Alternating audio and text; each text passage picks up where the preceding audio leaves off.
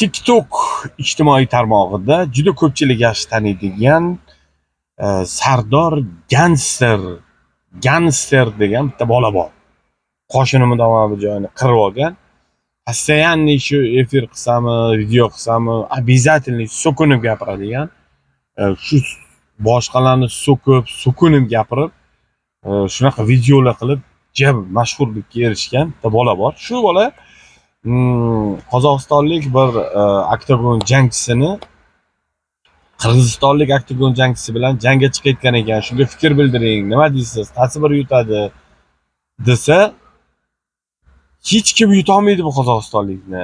Agar o'sha qirg'izistonlik Marsel degan bola agar yutib qo'ysa, shu qozog'istonlik o'sha erka bo'lganni, men shu asbobimni kesib pitbull itlarga, nima deydi, ovcharka itlarga shundoq berib yuboraman degan ekan.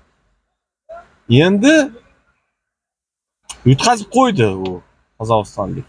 Erka bo'lgan to'xtarmi kim? Yutqazgandan keyin endi itlarni ko'rsangiz, o'sha Sardor Gangsterni yashaydigan joyini atrofini o'rab olishganmish.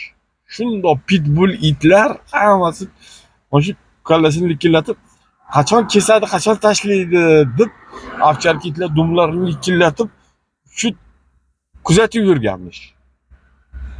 Endi kim biladi endi, kesadimi, kesmaydimi? Lekin va'da bergan, ijtimoiy tarmoqqa chiqib gapirgan.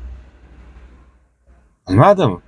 Shu tilingga ehtiyot bo'lgin, bo'lmasa shu tilingdan osishadi degani shu mumkin. Yo tavba, astag'firullah, Ha, yutqazadi yo yutadi degin bo'ldi. Kesaman, itlarga beraman, u kitlarga beraman deb nima qilasan, Sardor? Bratchiki.